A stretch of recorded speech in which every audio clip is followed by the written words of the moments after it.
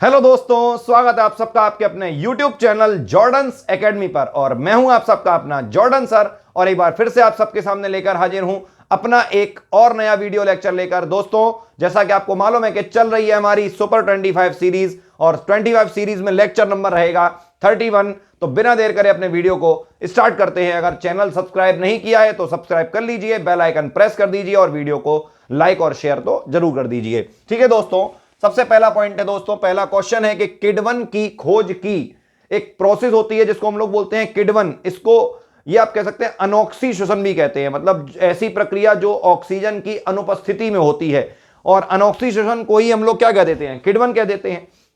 Question पूछा जा रहा है कि किडवन की खोज किसने की।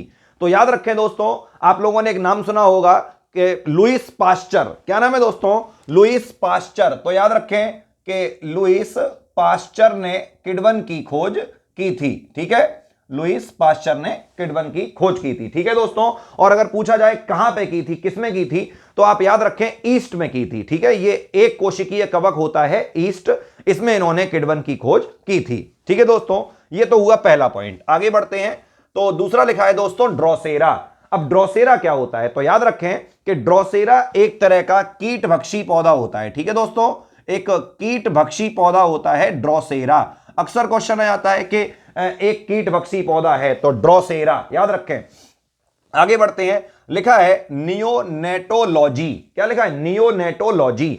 तो नियोनेटोलॉजी मतलब यह हुआ कि एक ऐसी शाखा, या कह लें विज्ञान की ऐसी शाखा, जिसके अंदर हम लोग नवजात शिशुओं का अध्ययन करते हैं। मतलब एक छोटे बच्चों के बारे में जो उनकी बीमारियां हुई या उनसे रिलेटेड जो जानकारियां होती हैं, कुल मिला के छोटे बच्चों का जो अध्ययन है उनसे रिलेटेड शाखा क्या कहलाती दोस्तों? नियोनेटोलॉजी कहलाती है। ठीक है दोस्तों, आगे बढ़ते हैं, लिखा हुआ है ऑर्थोपीडिक्स। ठीक है, ऑर्थोपीडिक्स अक्सर आपने हॉस्पिटल्स में लिखा देखा होगा, ऑर्थोपीडिक्स ऑर्थोपीडिक्स। तो इसका मतलब क्या हुआ? इसका मतलब होता है कि हड्डियों और मांसपेशियों से जो रिलेटेड ब्रांच होती है उसको हम लोग क्या बोलते हैं? ऑर्थोपीडिक्स बोलते हैं। ठीक है, तो याद रखें कि अस्थियों और मांसपेशियों से रिलेटेड जो शाखा है वो ये कहलाएगी। ठीक है दोस्तों, बिना देर करे वीडियो को आगे बढ़ाते हैं। वीडियो ज्यादा लंबा नहीं करूंगा जिससे आपको मतलब एक तरीके से असुविधा हो। कम समय में ज्यादा चीजें सिखाने की कोशिश करूंगा, क्योंकि समय आपका भी कीमती और समय हमारा भी कीमती है। चलिए आगे बढ़ते हैं। कृमियों का शरीर ढका होता है। तो याद रखें दोस्तों, जितने भी कृमि होते हैं जो कि रैंक कर चलते हैं, उन सभी कृमि रैंकर तो सरीसृप भी चलते हैं, ये मैं कृमियों की बात कर रहा हूं। जो छोटे जीव होते हैं, जो मतलब एनिलिडा कह सकते हैं आप लोग, तो उनके शरीर की सबसे ऊपरी जो परत होती है वो क्या कहलाती है? शरीर किससे ढका होता है? तो याद रखें दोस्तों, क्यूटिकल। क्या बोला मैंने? क्यूटिकल से ढका होता है। तो क्यूटिकल, ठीक है, ये वाली एक परत होती है, इससे इनका शरीर ढका होता है कृमियों का। आगे बढ़ते दोस्तों, लिखा हुआ है डाउन सिंड्रोम। बहुत अच्छा क्वेश्चन है दोस्तों, आखिर क्या होता है ये डाउन सिंड्रोम? देखिए, आप सबको मालूम होगा कि हमारे शरीर के अंदर दो तरह के गुणसूत्र मौजूद होते हैं। एक तो वो गुणसूत्र जो नर और मादा में समान होते हैं, उन गुणसूत्रों को हम लोग बोलते हैं दैहिक गुणसूत्र। और दूसरे वो गुणसूत्र होते हैं जो नर और मादा में असमान होते हैं, जिन्हें आप लोग XY या XX बोलते हो, वो होते हैं लैंगिक गुणसूत्र। तो यहां पे लिखा हुआ है डाउन सिंड्रोम, ये जो एक विकार है, एक प्रॉब्लम है, ये होती है दैहिक गुणसूत्रों में। और याद रखें कि दैहिक गुणसूत्रों की संख्या होती है 44। बात समझ गए होंगे भाई, 44 है। और XY जो है, इसके अलावा जैसे यहां पे मैं आपको लिख के बता दे रहा हूं, जैसे मान लीजिए लिखा हुआ है 44 प्लस XY, ये मान लीजिए मेल को रिप्रेजेंट कर रहा है, और फीमेल को रिप्रेजेंट क्या करेगा? 44 प्लस XX। तो ये वाले जो मेल और फीमेल में समान गुणसूत्र हैं, इन्हीं को हम लोग क्या बोलते हैं? इन्हीं को बोलते हैं दैहिक गुणसूत्र, या इंग्लिश में कहते हैं ऑटोसोम। और ये जो XY और XX है, इनको हम लोग बोलते हैं सेक्स क्रोमोसोम। ठीक है, तो याद रखें ये जो 44 है ना, ये जो गुणसूत्र हैं ये सब जोड़े में होते हैं। ठीक है, तो अगर हम जोड़े में निकालेंगे तो ये निकलेंगे 22 जोड़ी, है ना, 22 पेयर्स निकलेंगे। तो याद रखें कि जब 21वीं जोड़ी की, क्या बोला? जब 21वीं जोड़ी की ट्राइसोमी हो जाती है, क्या हो जाती दोस्तों? ट्राइसोमी। ट्राइसोमी मतलब यह हुआ कि जो गुणसूत्र जोड़े में थे उन्होंने अपने ही जैसा एक और गुणसूत्र बना लिया, तो ये कितने हो गए? अब 3 हो गए। तो 21वीं जोड़ी गुणसूत्र जो होंगे भाई, 1 जोड़ी 2 जोड़ी 3 जोड़ी, इस तरीके से कितने जोड़ी हैं? 22 जोड़ी। मैंने आपसे पहले ही बोला कि ये जो डाउन सिंड्रोम है ये एक दैहिक गुणसूत्रों में प्रॉब्लम है। ठीक है, लैंगिक गुणसूत्रों में जो ये वाले हैं XXXY, इनकी प्रॉब्लम अलग होती है। उनके होते हैं असल में क्लीनीफेल्टर और टर्नर, वो दो सिंड्रोम उनके होते हैं, ठीक है। लेकिन यहां पे जो हम आपको पढ़ा रहे हैं ये है दैहिक गुणसूत्रों का, तो जाहिर सी बात है इन्हीं 44 में तो प्रॉब्लम हुई होगी, और इन 44 में भी ये सब जोड़े में होंगे, 1 जोड़ी 2 जोड़ी 3 जोड़ी, इस तरीके से 22 जोड़े होंगे। तो उन 22 में से जो 21वीं जोड़ी होती है उनकी क्या हो जाती है दोस्तों, उनकी हो जाती है ट्राइसोमी, मतलब वो 3 गुणसूत्र बन जाते हैं। अब आप खुद समझ गए कि अभी तक तो 44 तो ये अब कितने हो जाएंगे दोस्तों, 45 हो जाएंगे, प्लस एक्स वाई हो जाएगा या फिर एक्स एक्स हो जाएगा। तो ये जो बीमारी हो जाती है इसमें गुणसूत्र कुल मिला के कितने हो जाएंगे दोस्तों, 47 हो जाते हैं, 47 गुणसूत्र हो जाते हैं। और इस बीमारी को हम लोग, इस सिंड्रोम को हम लोग क्या बोलते हैं, डाउन सिंड्रोम बोलते हैं। और याद रखें कि जो डाउन सिंड्रोम होता है इसमें हमेशा जो बच्चा होगा, जो बच्चा पैदा होता है उसका सिर काफी बड़ा हो जाता है, उसके होठ चौड़े हो जाते हैं, मतलब वो एक तरीके से मंगोलों के समान दिखने लगता है। जो मंगोलिया के लोग होते हैं ना, बड़े होठ चौड़े, आंखें चौड़ी सी होती, बड़ा सा माथा होता है, माथा आगे की तरफ निकला होता है, तो उस तरीके के जो लोग होते हैं उनकी तरह ये बच्चा दिखने लगता है। और सिर्फ इसी वजह से इस बीमारी को हम लोग बोलते हैं मंगोलिज्म, ठीक है। मंगोलीय जड़ता भी बोला जाता है, कहीं कहीं क्वेश्चन लेके आता है मंगोलीय जड़ता क्या है, या फिर मंगोलिज्म क्या है, या डाउन सिंड्रोम क्या है, ठीक है। एक साइंटिस्ट डाउन है, उनका नाम डाउन था, उन्होंने इसके बारे में बताया था, इसलिए इसको हम लोग क्या बोलते हैं, डाउन सिंड्रोम बोलते हैं। उम्मीद है समझ में आ गई होगी बात। आगे बढ़ते हैं, लिखा है दोस्तों ड्रैको। याद रखना ड्रैको एक उड़ने वाली छिपकली होती है। पेपर में बहुत नॉर्मल सा क्वेश्चन आता है कि एक उड़ने वाली छिपकली का नाम बताइए, तो उसका आंसर क्या होता है दोस्तों, ड्रैको होता है, ठीक है। आगे बढ़ते हैं, लिखा है प्राकृतिक अनिषेक जनन होता है। बहुत अच्छा क्वेश्चन दोस्तों। आपको मालूम होगा जो प्राकृतिक अनिषेक जनन का क्या मतलब है, मतलब ऐसा जनन जो बिना निषेचन के हो। याद रखें, ऐसा जनन जो बिना निषेचन के होता है उसको हम लोग क्या बोलते हैं, अनिषेक जनन। तो प्राकृतिक अनिषेक जनन किसमें होता है, तो याद रखें दोस्तों ये होता है मधुमक्खियों में। किसमें होता है, मधुमक्खियों में। आपको बताना चाहेंगे, वैसे मैंने आपको अपने पिछले वीडियोस में ये बात बता रखी है, फिर भी आप लोग को बता देंगे कि जैसे मान लीजिए, मैं आपको यहां पे क्लियर कर रहा हूं, जैसे मान लीजिए कोई मधुमक्खी मेल है और कोई मधुमक्खी फीमेल है, तो जो मेल होते हैं उनमें हमेशा होते हैं 16 क्रोमोसोम, 16 गुणसूत्र होते हैं, और जो फीमेल मधुमक्खी होती है उसमें होते हैं हमेशा 32 गुणसूत्र, ठीक है। तो होता यह है कि जो 16 वाला मतलब मेल होता है, ये जो युग्मक बनाएगा, ये जो गैमीट बनाता है वो 16 गुणसूत्र वाला ही बनाता है, ठीक है। लेकिन जो फीमेल होती है वो जो गैमीट बनाती है वो भी कितने कितने के बनाती है, 16 के बनाती है, ठीक है। इसने 16 ने कैसा बनाया, बिल्कुल अपने ही जैसा गैमीट बना दिया 16 वाला, लेकिन इस 32 ने कैसे किया, वही 16 वाले 2 गैमीट बना लिए। तो अगर ये मेल और फीमेल के गैमीट मिल गए, समझ में आ रहा होगा। अब जब मेल और फीमेल गैमीट मिलेंगे, नर और मादा युग्मक मिलेंगे, तो इस प्रोसेस को हम लोग बोलते हैं निषेचन। तो क्या हो जाएगा, निषेचन हो जाएगा, और निषेचन हो जाएगा तो 16 कितना हो गया, 32 हो गया, और 32 का मतलब कौन बन गई होगी, मादा। और अगर मान लीजिए ये निषेचन नहीं हुआ तो ये युग्मक आगे जाके चेंज किस में हो जाएगा, एग में, और वो आगे जाके फर्टिलाइजेशन करके, बिना फर्टिलाइजेशन किए हुए, क्योंकि फर्टिलाइजेशन मतलब निषेचन, वो यहां पे हुआ है, तो इसका मतलब कौन बनी है, फीमेल। और अगर फर्टिलाइजेशन नहीं हुआ है, ये जो युग्मक है ये डायरेक्टली चेंज हो गया है किसी नर में, तो इसको हम लोग क्या बोलते हैं, अनिषेक जनन बोलते हैं। क्या बोलते हैं, अनिषेक जनन, ठीक है। मतलब यहां पे कोई निषेचन तो नहीं हुआ ना भाई, निषेचन तो यहां पे हुआ था, इसमें निषेचन नहीं हुआ, तो जरूरी नहीं है कि मधुमक्खियों में निषेचन हो। कभी कभी मधुमक्खियों में निषेचन नहीं भी होता है, और जब निषेचन नहीं होता है तो बनता है नर, और जब निषेचन हो जाता है तो बनती है हमेशा मादा, ठीक है दोस्तों। तो याद रखना कि इसी प्रोसेस को जहां पे निषेचन नहीं होता है उसको हम लोग कहते हैं अनिषेक जनन। क्या कहते हैं, अनिषेक जनन। तो लिखा हुआ है कि प्राकृतिक अनिषेक जनन होता है, तो किन में होता है, ये मधुमक्खियों में होता है, ठीक है दोस्तों। ये वाला पॉइंट भी क्लियर हुआ। अगला लिखा है खंड युक्त शरीर पहचान है। बहुत अच्छा क्वेश्चन है। जो शरीर खंडों में डिवाइड है वो किसकी पहचान है, तो याद रखें दोस्तों, एनिलिडा संघ के जो जीव होते हैं उनकी पहचान है। आपको मैं सबसे अच्छा एग्जांपल बता दे रहा हूं, केंचुआ, ठीक है, जिसको हम लोग फेरिटिमा बोलते हैं, ठीक है।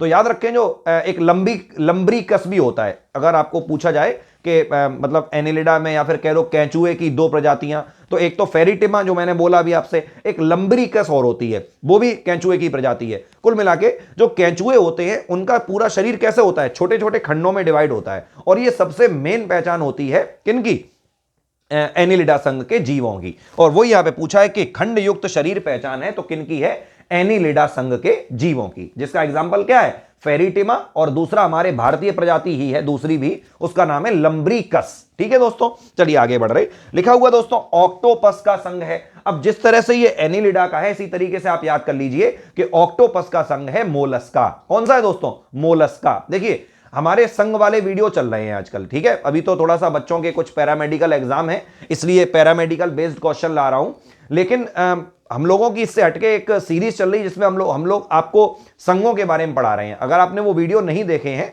तो आप हमारे वीडियोस में देख सकते हैं, जाकर सर्च कर सकते हैं, तो आपको वहां पे मैं आपको एक एक करके सभी संघ के बारे में कंप्लीट डिस्क्राइब कर रहा हूं। काफी सारे संघ हो भी चुके हैं, ठीक है दोस्तों। फिलहाल इसका आंसर क्या हो जाएगा? मोलस्का, ऑक्टोपस का संघ है, ठीक है। आगे बढ़ रहे, लिखा है अमीबा में भोजन का अंतर्ग्रहण। मतलब यह हुआ कि जो अमीबा होता है, जो भोजन को ग्रहण करता है, भोजन को अपने अंदर ले जाता है, वो किसकी सहायता से ले जाता है? तो याद रखें दोस्तों, ये ले जाता है कूटपाद की सहायता से, क्योंकि आप भी जानते हैं कि अमीबा में कोई भी मतलब कोई उसका आकार तो है नहीं, आकार तो कोई अनिश्चित है नहीं। तो याद रखें कि जो शरीर बन जाता है इस तरीके का, इस शरीर संरचनाओं को, ये वाली संरचना हुई या ये संरचना हुई, इनको हम लोग बोलते हैं कूटपाद, ठीक है। तो ये जो भोजन ग्रहण करता है, जो भोजन का अंतर्ग्रहण ग्रहण करता है, वो किसकी सहायता से करता है? तो याद रखना कूटपाद की सहायता से करता है। कूटपाद मतलब ऐसे पैर जो कि आवश्यकता के अनुसार बनाए जाएं, अपनी इच्छा अनुसार, जहां पे उसे जाना उस हिसाब से वो अपने पैर बना लेगा और चला जाएगा, क्योंकि इसका आकार तो है नहीं, ना ही इसमें कोई सीलिया है और ना ही कोई फ्लैजिला है। तो ये अपने शरीर का आकार ही इस तरीके से डेवलप कर लेता है कि ये कहीं भी आ जा सकता है। इन्हीं पैरों को हम लोग बोलते हैं कूटपाद, और यही कूटपाद अमीबा की मदद करते हैं भोजन के अंतर्ग्रहण में, ठीक है दोस्तों, जिसको हम लोग इंग्लिश में इंजेशन बोलते हैं, ठीक है। आगे बढ़ रहे, लिखा है दोस्तों समस्थैतिकता। अब समस्थैतिकता क्या है? सम मतलब होता है समान, स्थैतिक मतलब स्थितियां बनाए रहना, मतलब कि जो जीव जंतु होते हैं उनका अपने शरीर के अंदर का तापमान समान बनाए रहने की प्रोसेस को हम लोग क्या बोलते हैं? समस्थैतिकता। फॉर एग्जांपल कि हम लोगों के शरीर का तापमान जो है, चाहे कितनी भी सर्दी पड़ जाए, चाहे कितनी भी गर्मी पड़ जाए, हमारे शरीर का तापमान कैसा रहता है? समान रहता है, नियत रहता है, ठीक है। तो अपने शरीर का तापमान नियत बनाए रहना ही क्या कहलाता है? समस्थैतिकता कहलाता है। क्लियर हो गया दोस्तों? आगे बढ़ते हैं। लिखा हुआ है सामान्य वसा के अणुओं के संश्लेषण में बंध बनते हैं, ठीक है। तो जो वसा अणु होते हैं, आपको मालूम होगा कि जो वसा होती हैं वो दो चीजों की बनी होती हैं। एक तो होते हैं वसा अम्ल या वसीय अम्ल बोलते हैं, और दूसरे होते हैं दोस्तों ग्लिसरॉल। क्या होते हैं? ग्लिसरॉल, ठीक है दोस्तों।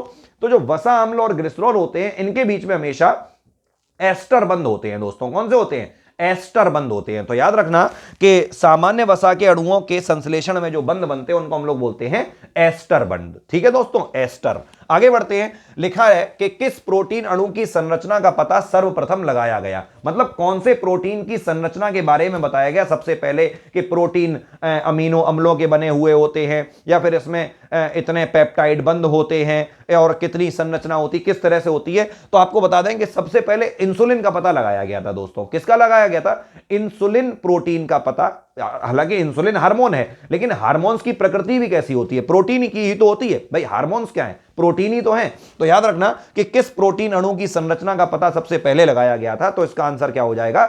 इंसुलिन का लगाया गया था, और यह पता लगाया था फ्रेडरिक सेंगर ने। किसने लगाया था दोस्तों?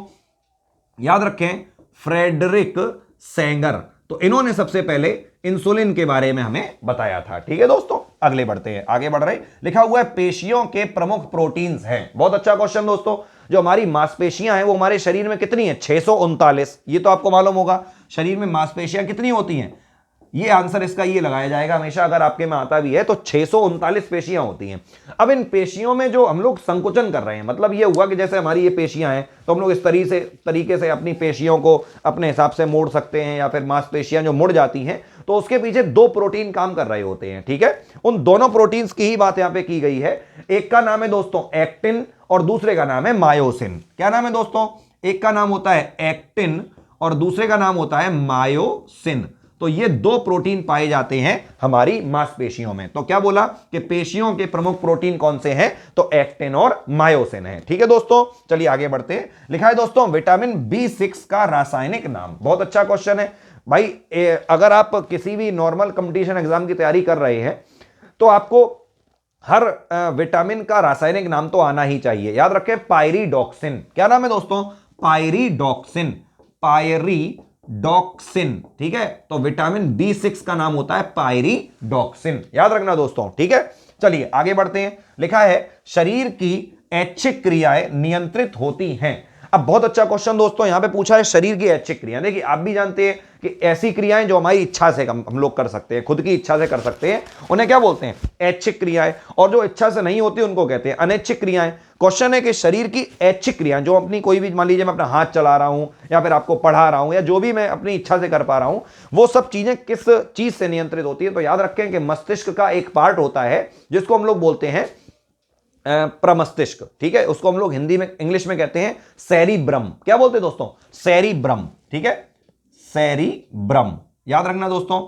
तो सेरिब्रम जो है यही वो पार्ट होता है जिसको हम लोग क्या बोलते हैं, शरीर की ऐच्छिक क्रियाओं को नियंत्रित करने वाला, ठीक है। चलिए आगे बढ़ते हैं। लिखा है हृदय की दीवारें कहलाती हैं। अब जो हृदय की दीवारें, तो याद रखना दोस्तों कि अपने हृदय में हमेशा 3 स्तर होते हैं।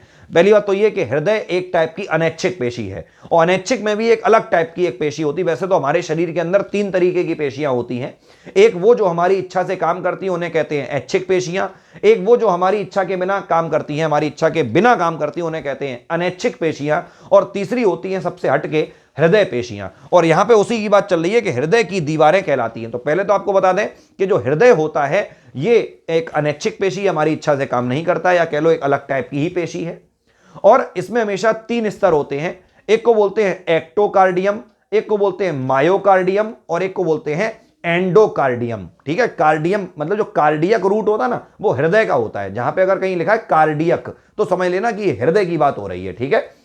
तो क्या क्या बोला मैंने, एक्टोकार्डियम, मायोकार्डियम और एंडोकार्डियम, ये 3 दीवारें होती हैं हृदय में। और हृदय क्या होता है, पेशियों का स्तर होता है जिसका काम होता है रक्त को पंप करना, ठीक है दोस्तों। चलिए आगे बढ़ते हैं। लिखा है काला जार रोग फैलाने वाला प्रोटोजोआ। तो याद रखना दोस्तों एक प्रोटोजोआ होता है जिसका नाम होता है लीशमानिया डोनोवानी। क्या नाम है, लीशमानिया डोनोवानी। तो याद रखें कि लीशमानिया डोनोवानी एक ऐसा प्रोटोजोआ है जो कि काला जार रोग फैलाता है, ठीक है। तो अगर पूछा जाए कि काला जार रोग फैलाने वाला प्रोटोजोआ तो लीशमानिया डोनोवानी हो जाएगा। आगे बढ़ रहे दोस्तों, लिखा हुआ है किन स्थायी ऊतकों में कोशिकाएं मृत होती हैं। याद रखना दोस्तों इसका एक एग्जैक्टली आंसर होता है स्क्लेरेन कायमा। क्या बोलते हैं दोस्तों, स्क्लेरेन कायमा, स्क्लेरेन कायमा। ये ऐसे ऊतक होते हैं जो कि मृत होते हैं, ठीक है। हाँ, तो स्क्लेरेन कायमा ऊतक है जो स्थायी ऊतक है पौधे की, मतलब जो पौधा होता है उसकी छाल जो होती है ऊपर की,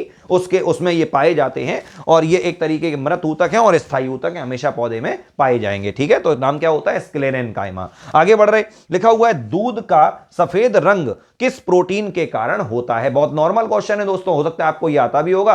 कैसीन प्रोटीन के कारण। क्या बोला, कैसीन, याद रखें कैसीन प्रोटीन के कारण दूध का रंग कैसा होता है, सफेद होता है। अच्छा एक क्वेश्चन और आता है कि दूध का रंग पीला क्यों होता है। तो याद रखना दोस्तों कैरोटिन प्रोटीन के कारण होता है। याद आता ना, गाय का दूध हल्का पीला क्यों होता है, क्वेश्चन आता है। तो याद रखना दोस्तों वो कैरोटीन के कारण होता है। और अगर पूछा जाएगा सफेद क्यों होता है तो आंसर हो जाएगा आपका कैसीन के कारण होता है, ठीक है। आगे बढ़ते हैं दोस्तों, लिखा हुआ है इन्वर्टेज और जाइमेज। अब मैंने आपसे एक बार बहुत पहले कही होगी, अगर नहीं आपको याद है तो आप आज सुन लीजिए कि अगर कहीं पे किसी भी नाम के आगे एज लगा हुआ है तो मोस्टली चांस होते हैं कि वो एंजाइम है। तो यहां पे दोनों के आगे एज लगा है ना, इसको बोल रहे हैं इन्वर्टेज और इसको बोलते हैं जाइमेज। तो ये दोनों ऐसे एंजाइम होते हैं जो कि किडवन प्रक्रिया करते हैं। अभी अभी हमने और आपने जाना था कि किडवन की खोज किसने की थी, लुईस पाश्चर ने। किसमें की थी, ईस्ट में की थी। तो याद रखें कि इस जो ये ईस्ट होते हैं या फिर जो भी किडवन प्रक्रिया करते हैं जीव, वो किन एंजाइम्स का यूज करते हैं, तो वो करते हैं इन्वर्टेज और जाइमेज। तो याद रखना कि इन्वर्टेज और जाइमेज 2 ऐसे एंजाइम हैं जिनका प्रयोग किडवन प्रक्रिया के अंदर किया जाता है, ठीक है भाई। आगे बढ़ते हैं, लिखा हुआ है दोस्तों जीएच या एसटीएच स्रावित होता है। बहुत अच्छा क्वेश्चन दोस्तों। जीएच मतलब होता है गोनेडोट्रोपिक, सॉरी जीएच का मतलब है ग्रोथ हार्मोन। वो गोनेडोट्रोपिक हार्मोन अलग चीज हो गई, माफी चाहते हैं। ये जीएच है ग्रोथ हार्मोन। और यहां पे लिखा है क्योंकि एसटीएच, तभी मैंने पहचाना, एसटीएच मतलब होता है सोमेटोट्रोपिक हार्मोन। याद रखना दोस्तों। और इसको सोमेटोट्रोपिक को हम लोग बोलते हैं वृद्धि हार्मोन। तभी मैंने बोला अभी ग्रोथ हार्मोन। तो याद रखें कि ग्रोथ हार्मोन हुआ और ये जो लिखा है STH मतलब सोमेटोट्रोपिक हार्मोन, ये एक ही है दोस्तों, वृद्धि हार्मोन बोलते हैं, जो शरीर की वृद्धि के लिए जिम्मेदार होते हैं। लिखा हुआ स्रावित होते हैं। तो दोस्तों याद रखना कि हमारी एक मस्तिष्क में एक ग्रंथि होती है, उसका नाम आपको मालूम सबको होगा, पीयूष ग्रंथि, जिसको हम लोग पिट्यूटरी ग्रंथि भी कहते हैं, मास्टर ग्रंथि भी कहते हैं, कहीं कहीं सेल टार्सिका भी लिख के आता है। तो ये सब जो नाम है ये एक ही ग्रंथि के हैं, शरीर को पूरा कंट्रोल करती है, सभी मोस्टली सभी ग्रंथियों पे ये अपना नियंत्रण रखती है, इसीलिए इसको हम लोग बोलते हैं मास्टर ग्रंथि। तो याद रखें कि जो GH होता है ग्रोथ हार्मोन होता है, या फिर STH मतलब सोमेटोट्रोपिक हार्मोन होता है, ये किससे निकलता है? तो ये हमारी पीयूष ग्रंथि से निकलता है। ठीक है दोस्तों, पॉइंट क्लियर हुआ। आगे बढ़ते हैं। लिखा है पीलिया रोग से प्रभावित अंग। ये मैंने हो सकता है इससे पहले कभी आपको लेक्चर में पढ़ाया हो।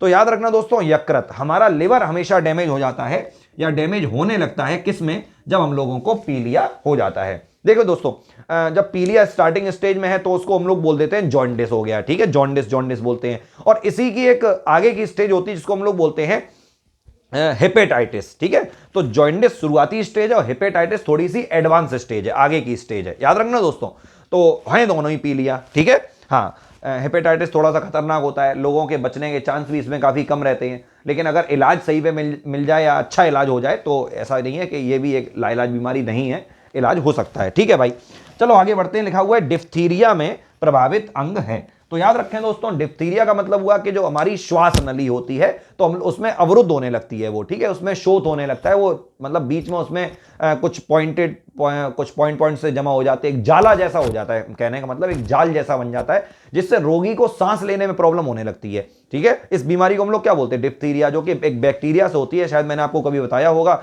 कॉर्नीबैक्टीरियम डिप्थरी। क्या बोला मैंने? कॉर्नीबैक्टीरियम डिप्थरी, इससे होता है। तो याद रखें कि डिप्थीरिया में प्रभावित अंग कौन सा है, अगर अंग पूछ रहा है यहां पे, तो वो हो जाएगा दोस्तों श्वास नली। ठीक है, जो हमारे गले में श्वास नली होती है, सांस लेने वाली नली है, वो अवरुद्ध होने लगती है। तो डिप्थीरिया में प्रभावित अंग कौन सा हो गया? श्वास नली हो गया। ठीक है दोस्तों, हो गई अपनी 25 क्वेश्चन। और अगर ये वीडियो आपको अच्छा लगा हो तो इसी तरीके के इंटरेस्टिंग वीडियोस के लिए चैनल को सब्सक्राइब तो आपने कर ही लिया होगा और बेल आइकन को प्रेस भी कर दिया होगा। ठीक है दोस्तों, तब तक के लिए पढ़ते रहिए, स्वस्थ रहिए, मस्त रहिए और व्यस्त रहिए। मिलते हैं आपसे अपने अगले वीडियो में, तब तक के लिए जय हिंद, जय भारत।